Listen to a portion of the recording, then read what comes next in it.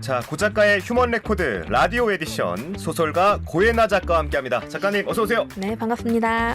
자, 지난 시간 권순옥과 이상 또 정인택, 박태원의 삼각관계로 이야기를 나눴었는데 사랑 얘기라 그런지 좀 흥미진진했거든요. 저번 시간에 이어서 오늘은 어떤 이야기를 들려주실지. 제가 저번 시간에 권순옥까지 이제 이상의 두 번째 여자로 이야기를 하고 박태원과 결혼해서 어떻게 살았는지로 마무리를 했었는데, 그렇죠. 예, 이번 시간에는 이상이 죽기 직전 마지막으로 결혼하고 사랑했던 마지막 여자. 이상의 마지막 여자. 네, 세 번째 여자인데 마지막 여자. 어. 변동림이라고 혹시 이름을 들어보셨는지. 아니요, 변동님이란 이름 처음 듣는데. 나중에 성까지 개명을 하기 때문에 네. 김향안이라는 이름으로 그래서 바뀌군요. 네, 아예 그냥 다른 사람으로 생각하는 사람들도 있고 잘 몰라요. 이름 바꿨는지 모르는 네. 사람도 있고. 그래서 오늘은 그 변동림 여사도 처음에는 이상과 결혼을 했지만 예. 또 이상이 빨리 죽었잖아요. 네. 그래서 파란만장한 또 인생을 또 이렇게 살았거든요. 오늘은 그 여성의 이야기를 한번 해볼까 합니다. 좋아요. 그러니까 변동님이라는 여성인데 나중에 이름을 김향안으로 바뀌게 되고, 네, 이상의 성까지 바꾸는. 성까지 바뀌게 되고, 이상의 세 번째 여자다. 네. 좀 더 자세하게 설명해 주세요. 이렇게 들으면 잘 모르겠습니다. 그렇죠, 그렇죠. 네. 네, 그러니까 변동림 그 여사 역시 그 수필로 등단한 작가였고, 그러니까 굉장히 또 엘리트예요. 그리고 그 당시에 이화여대를 나왔단 말이죠. 네. 보통 그때는 이제 저번 시간에도 말했지만 문맹도 그렇지. 많았고, 교육을 잘 못 받았어요, 여성분들이. 그렇죠. 네. 그냥 여성은 빨리 결혼하면 되는 거고, 혹은 이제 빨리 돈 벌어서 뭐 이렇게 뒷바라지, 뭐 이렇게 오빠나 뭐 이렇게 하는 거였고, 근데 이제 그 당시에 대학까지 다녔다. 그리고 이화여전을 졸업한 굉장히 수재였고, 수필을 써서 이제 등단까지 한 작가였고, 네. 그런데 이제 그 다방, 역시나 다방입니다. 네, 이상이 운영했던 마지막 다방에서 이제 함께 또 여급으로 일을 하다가 인연을 맺어서 이제 또 사귀고 이제 뭐 결혼 이야기도 나오게 된 거죠. 네. 그런데 이 이상이 폐결핵 환자잖아요. 그렇죠. 지난 시간에 말씀해 주셨죠. 시한부 인생인 거예요. 예. 그래서 사실 결혼을 할 때 다 말렸어요. 그 변동립의 부모님도 말렸고. 그러니까 이제 그때 당시라고 폐결핵이라고 하면 이제 암과 같은 존재였으니까. 그렇죠. 그 죽을 시간이 얼마 남지 않은 남자와의 결혼을 말린 거군요. 네. 그리고 이제 더군다나 그때는 뭐 약이 좋은 것도 아니고, 뭐 암이라면은 뭐 지금 같으면은 뭐 몇 개월 정도 남았습니다가 나올 텐데, 언제 어떻게 쓰러져서 죽어도 이상하지 않은 그런 사람과 결혼? 네. 근데 이제 변동님도 굉장히 이상이 마음에 들었나 봐요. 그리고 이제 그 예술가들끼리 통하는 무언가가 전 있었다고 생각이 들고, 그리고 이제 이 이상 작가가 고백도 굉장히 유니크하게 합니다. 어떻게 하길래 유니크하게 고백을 해요?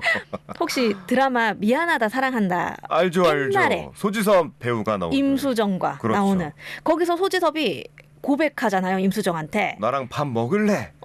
죽을래? 이거. 그렇죠, 그렇죠. 그거 원조가 이상이에요. 아, 진짜로? 네. 이상이 어떻게 하냐면은, 나랑 같이 죽을래? 아니면 나랑 어디 먼데 갈래? 라고 묻습니다. 그 변동림에게. 근데 변동림은 같이 죽는 것도 괜찮은 것 같고, 아, 진짜? 어디 멀리 같이 떠나는 것도 괜찮은 것 같고, 근데 정말 마음에 들었다고 생각이 들어요. 진짜 그랬나 보다. 그러니까 결혼을 하지 않았을까. 네.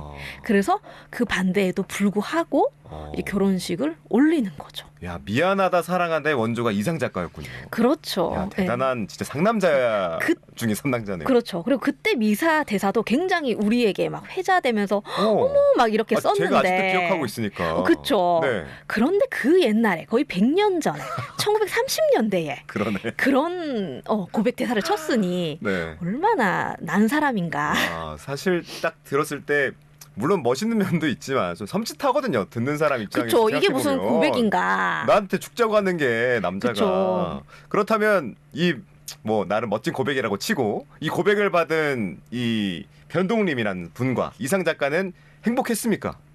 행복해야 될 텐데. 그죠. 행복하면은 참 해피엔딩이면 이제 이게 또 우리 입에 오늘날까지 오르내리지 않았겠죠. 예.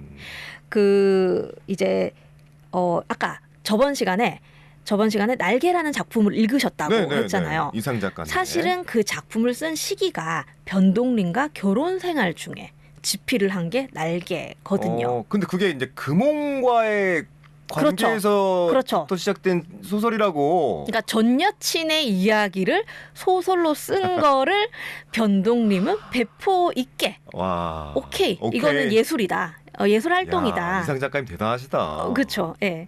그리고 이것을 이제 다 받아주고 그리고 이제 폐결핵에 걸렸기 때문에 건강하지 못하니까 또 이런 다방의 활동을 이렇게 영업을 해야 되는데 네. 또 꾸준히 이어나가지 못한 거죠. 예. 또 환자니까. 그렇죠. 그래서 변동림이 이 점점 심해지는 폐결핵의 약값을 벌기 위해서 또 일본인이 운영하는 바에 나가서 또 따로 일을 하기도 하고 아이고.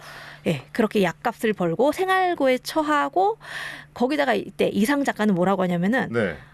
나는 여기에서 이런 상황을 돌파하고 싶다. 어떠한 새로운 영감도 찾아서 그리고 이런 상황을 돌파하기 위해서 난 동경으로 떠나겠다. 일본으로. 네. 갑자기 일본으로 유학을 가겠다. 이제 돈도 없고 건강하지도 못한데 이제 그렇게 선언을 해버리고 나간 거죠. 그래서 저는 좀 약간 이상 작가가 네. 첫 번째 금홍도 떠나버렸고 두 번째 여인은 친구랑 결혼식까지 올려버렸고 그런 상황에서 약간의 홧김에 좀 어떻게 변동림과 빨리 결혼해야겠다라고 마음먹은 건 아닌가. 약간 좀 그런 생각도. 충분히 그렇게 생각할 수 있을 것 같은데요. 그렇죠. 네. 그리고 변동림은 또 오케이를 했으니 예. 그렇게 한 게 아닌가.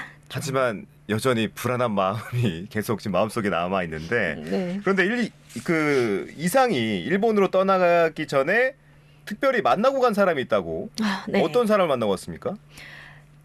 이 이상 작가 경우에는 굉장히 이제 사람이 독특하고 튀는 면모가 있고 그런데 반해서 김유정 작가 아시죠?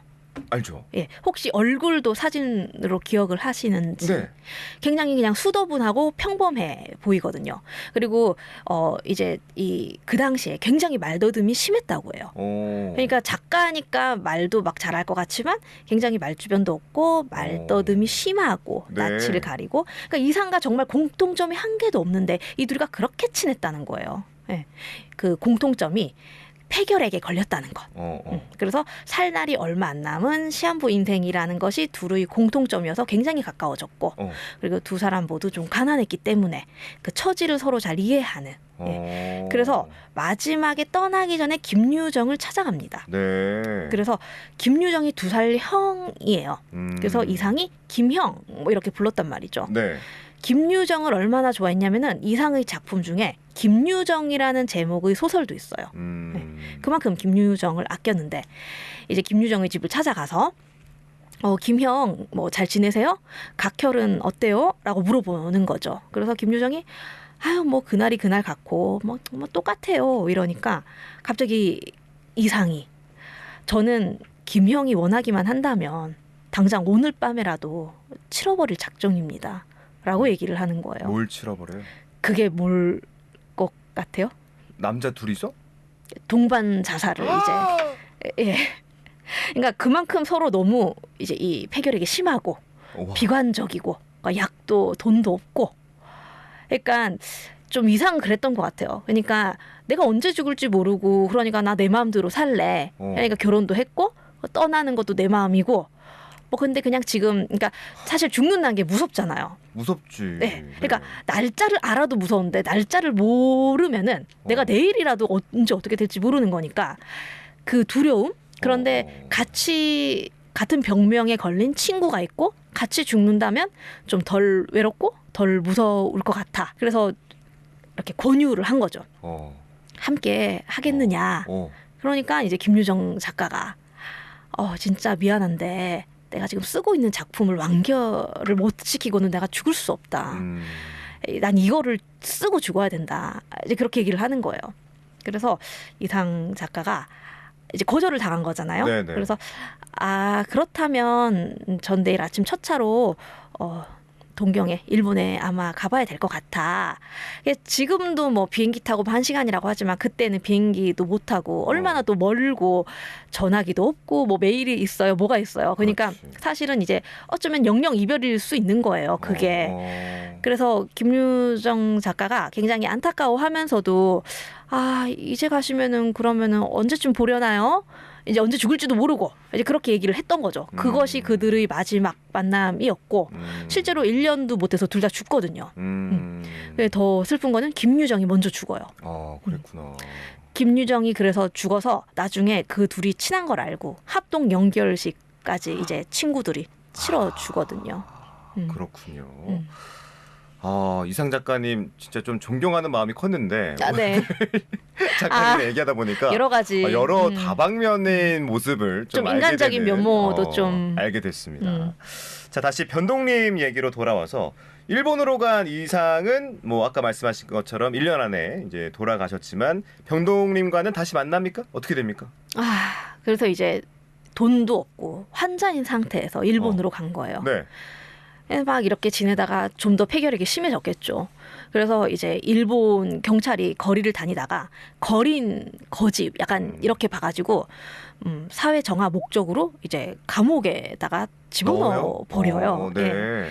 그런데 이제 거기서 더욱더 폐결핵이 심해져서 이제 거의 죽을 위기까지 놓이게 되고 이제 일본 경찰은 이제 사건을 크게 만들고 싶지 않으니까 다시 감옥 밖으로 내보내요. 이때 이것을 친구들이 연락을 듣고 굉장히 위독하다. 그리고 방금 옥에서 나왔다. 이래서 친구들이 막 모여들게 되고 도쿄대 부속병원에 입원을 시키게 돼요. 이때 변동님이 조선에서 이제 막 달려오는 거죠. 이제 일본으로. 네, 남편의 그런 그 보기 위해서 이제 지키기 위해서 병상을 그런데 이제 이상 작가가 정말 독특하고 특이하고 그런 것이 이제 만났어요. 병원에서 환자와 이렇게 만난 거죠. 이제 변동님이 물어봐요. 뭐 먹고 싶은 거 있어요? 만약에 국 앵커님이라면은 이제 조선에서 일본으로 온 부인이 날 찾아왔어. 뭐 먹고 싶은 거 있어요? 라고 물었을 때 이게 뭐라고? 아니 맛있는 거 같이 먹어야지. 그러니까 부인이랑. 네, 그러니까 뭐라고 대답을 했을 것 같아요? 제가 먹고 싶은 거를 말할 것 같은데 음식 같이 먹자. 나 배고프다. 사실 보고 싶었다. 이런 얘기 하지 않을까요? 부인한테? 그쵸. 그리고 이제 저 같은 경우에는 좀 식탐이 없어서 뭘 먹든 별로 상관이 없거든요. 그래서 그냥 뭐 먹는 건 됐어 이래 놓고 그냥 뭐 온다고 힘들었느냐, 그렇지. 뭐 어떻게 지냈냐, 뭐 이런 얘기를 나눌 것 같아요. 네. 근데 정확하게 얘기를 하는데 샘비키아라는 고급 과일 전문점이 일본에 있어요. 근데 병원에서 굉장히 멀어요. 샘비키아에 파는 멜론이 먹고 싶다라고 얘기를 합니다. 근데 그 멜론이 지금도 흔치 않잖아요. 네. 그때는 얼마나 귀했겠어요. 그 과일이. 그리고 샘비키아는 굉장히 병원이랑 먼데 굳이 그걸 꼭 집어서 샘비키아의 멜론이 먹고 싶다라고 해서 이 변동님이 멀어서 거기까지는 못 가고 근처 노점에 있는 멜론을 사서 와요. 근데 이 이상의 상태가 못 먹을 정도로 그런 과일을 너무 위독했던 거예요. 그래서 결국에 사온 멜론을 먹지도 못하고 죽습니다. 일본의 그 도쿄 병원에서. 아무것도 못 먹고. 네. 대화도 많이 못 하고. 그렇죠. 아니 보니까 이 변동림 분이 21살에 이제 과부가 된 걸로 나오는데 아니 남편이 아파서 일본에 있어서 찾아갔는데 거기서 죽었어. 그럼 진짜 충격이 어마어마했을 것 같은데 어떻습니까? 그러니까 그때 21살의 과부? 그러니까 물론 그땐 결혼을 일찍 했다고 하지만 네. 그리고 시한부인을 그런 걸 알고 결혼을 했지만 그렇게 죽어버린 거잖아요. 그리고 지금에야 뭐 과부, 이혼, 재혼이 흔하지만 그때는 뭐... 마치 그것이 여성의 흠인 것 마냥 그런 또 대우를 받던 시절이란 말이죠. 그래서 뭐 이런저런 이야기를 들으면서 그래도 이제 수필집을 내고 한 것이 있기 때문에 어떤 일본 기자의 도움으로 어디에 기고를 하면서 살고 있다가 그 일본 기자가 김환기라는 남성을 한번 만나보지 않겠느냐라고 다리를 놔줘요. 그러니까 일본에서? 아니요, 조선에서. 조선에서. 그러니까 그때 이제 변동림 씨 나이가 28. 그러니까 7년의 세월을 이제 혼자서 또 보낸 거예요. 혼자 살면서 그러다가 이제 김한기를 이제 소개를 받은 건데 김한기는 그 당시에 변동님이 28이고 김한기가 31살. 이고 3살 정도. 예, 네. 김한기는 애가 셋 딸린고 노모를 모시고 있는 이혼남이었어요. 네. 그런데 이제 김한기의 또 입장을 얘기를 해보자면은 김한기는 원치 않은 조혼으로 말도 안 통하는 사람과 결혼을 해서 아이 셋을 놓고 살았는데 더는 그렇게 살고 싶지 않았던 거예요. 나는 좀 말도 통하고 내가 좋아하는 사람과 다시 결혼을 하고 싶다. 네. 그래서 딸 셋을 낳은 상태에서 그 여성과 이혼을 하고 이제 새롭게 시작을 하고 싶었던 상태였고 그런데 이제 요즘 시대로 치면은 28살의 과부와 애 셋이 딸린 31살의 이혼 남과 누가 좀 더 별로일까요? 와, 누구가 별로일까? 그러니까 좀 야 네가 아까워 이런 말을 친구가 할 수 있잖아요. 네네. 뭐 누가 아깝다고 말하기에는 변동림 씨가 더 아까울 것 같긴 해요. 지금 생각으로는. 그렇죠. 왜냐면은 남편이 준 건 자기가 어떻게 해서 한 게 아니잖아요. 아니니까. 그 사람의 허물이 아니에요. 네. 네. 근데 그 당시에 그렇게 김한기의 어머니가 반대를 한 거예요. 네. 그래요. 과부를 들일 수 없다. 네가 왜? 우리 아들이 왜? 우리 아들도 이혼남인데. 네, 딸이 셋이고. 근데 절대 안 된다. 결사 반대를 한 거예요. 그리고 변동님의 부모 역시 반대. 네가 왜? 이래서 처음에는 이제 김한기가 이제 편지를 주면서 이렇게 마음을 표현을 했어요. 네. 근데 변동님은 그 당시 김한기가 키가 180이 넘어요. 그 당시에 굉장히 커요.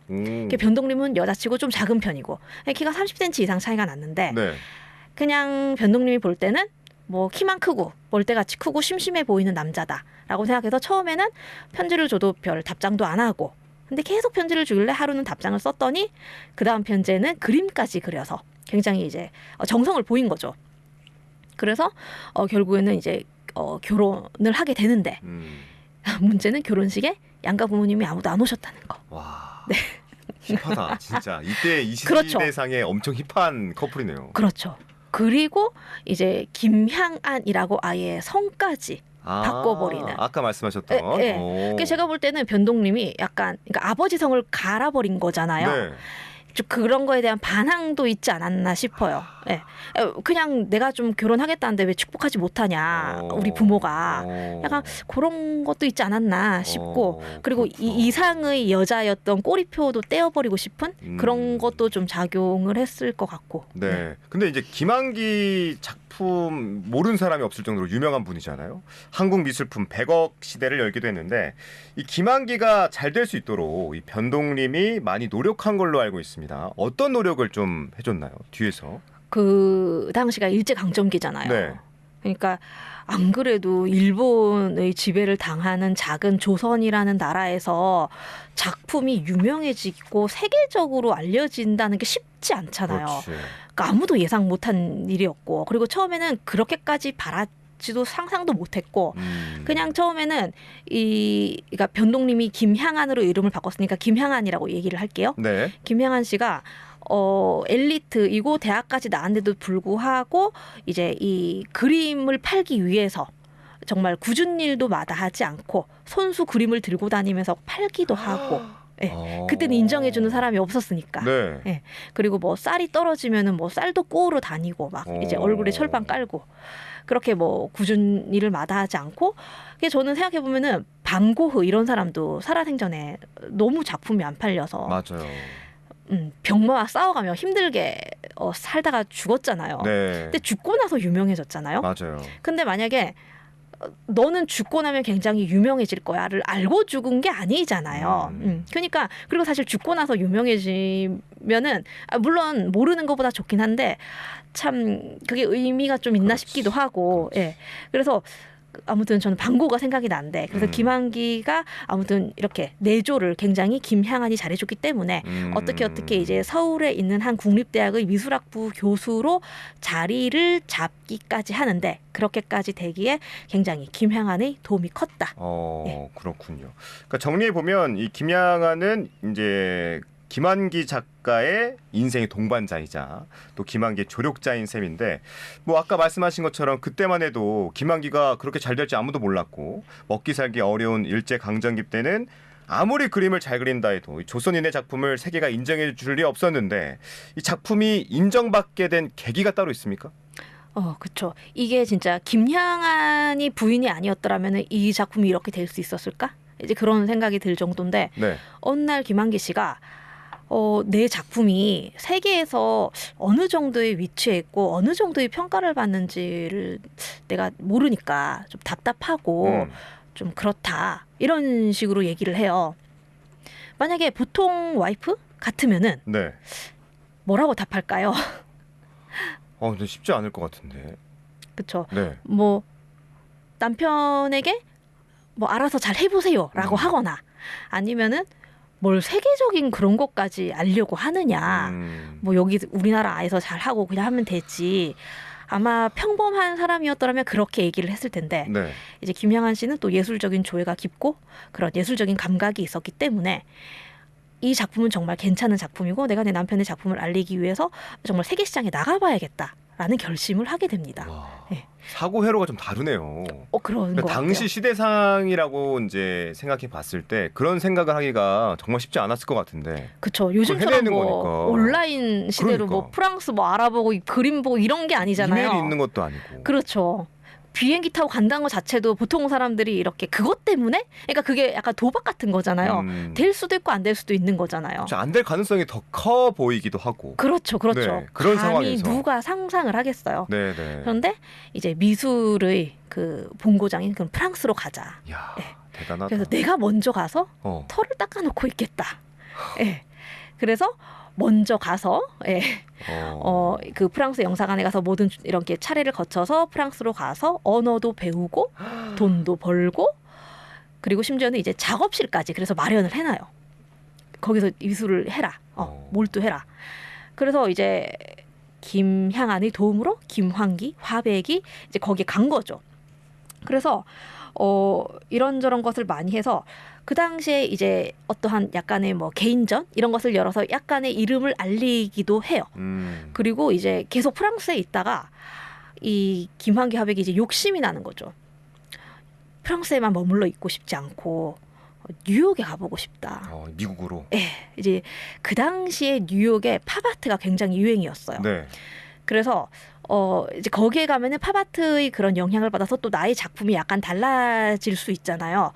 그래서 거기에도 가고 싶다. 그럼 당연히 김향안은 가자. 가자. 네. 그렇지. 그렇죠. 근데 이제 그 조선인이 참 거기서 돈 버는 게 쉽지 않잖아요. 네. 보니까 어떤 프랑스의 백화점에서 판매원으로도 일을 했고, 그러니까 언어가 유창한 것도 아니고 어떤 기술이 있는 것도 아니고, 뉴욕 가는 건 역시 굉장히 어려운고 이제 돈도 없고 힘들었단 말이에요. 네. 처음에는 록펠러, 그 석유왕 미국의 네. 그 재단의 도움을 받아서 약간의 장학금을 받아서 생활을 했지만 나중에 또 생활고에 시달리면서 그래도 끝까지 거기서 해서 이제 그 팝아트의 영향을 받아서 나온 김환기의 약간 다른 화풍 이제 것과는 그것이 바로 이제 그 유명한 어디서 무엇이 되어 다시 만나랴라는 제목이에요. 제목도 굉장히 무슨 소설 제목 같죠. 그러니까요. 네. 나중에 이 작품을 찾아보시면 알겠는데 네. 저는 미술에 대해서 문외한이거든요. 저도. 네, 그래서 이게 그렇게 유명하다고? 그러니까 저는 좀 봤을 때 이게 뭘까? 그런데 추상화의 기법을 이용해서 팝아트의 형식을 빌려서 점을 찍듯이 표현하는 작품이에요. 근데 저는 모르죠. 그러니까 잘. 네. 근데 그 작품이 굉장히 유명한데 그래서 김환기가 그때 그 작품을 이제 만든 거죠. 그렇군요.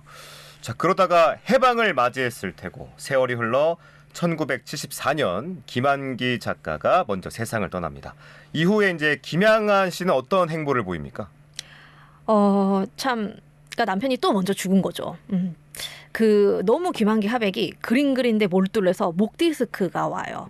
이제 항상 이래서 딱 그리니까 여기 목이 이제 경직이 돼서 수술을 받던 도중에 뇌출혈로 죽습니다. 그렇구나.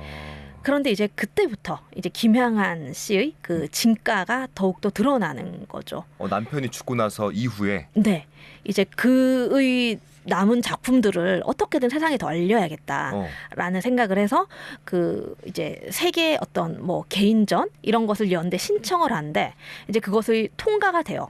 그래서 그 브라질 상파울로에서 그의 어떤 회고전 이런 것이 열려서 또 한 번 이제 세계인의 주목을 받고 이제 인정을 받게 되고 그리고 그렇게 벌어들인 돈을 뭐 단지 뭐 나의 뭐 이익을 위해서 쓰는 게 아니라 그 돈을 모아서 그 당시에는 우리나라 최초였는데 개인 사비로 김환기 미술관을 설립을 해요.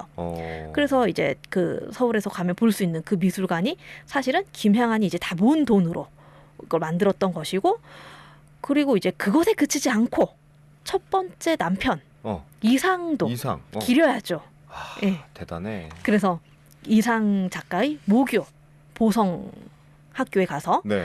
그 이상의 그런 기념비 뭐 이런 것들을 만드는 작업을 하기도 합니다. 자, 이 김향한 씨가 첫 번째 남편 이상 또 마지막 남편 김환기에 대해 평을 했더라고요. 이것도 좀 소개해 주세요, 작가님. 이 김향한 씨가 수필가 이제 작가였던 만큼 글도 굉장히 좀 잘 썼던 것 같아요. 네. 첫 번째 남편, 두 번째 남편에 대해서 몇 줄 평을 해놓은 게 있는데 그걸 제가 읽어드릴게요. 굉장히 좋아요. 잘 썼더라고요. 네. 그 첫 번째 남편 이상에 대해서는 그는 가장 천재적인 황홀한 일생을 마쳤다. 그가 살다간 27년은 천재가 완성되어 소멸되어 가는 충분한 시간이었다. 그리고 또 천재는 미완성이다. 라고 이렇게 이상을 추켜 세워주었고 네. 또 김환기 화백에 대해서는 지치지 않는 창작력을 가진 예술가의 동반자로 살 수 있었음에 나는 너무 행운이었다. 라고 또 이야기를 했거든요.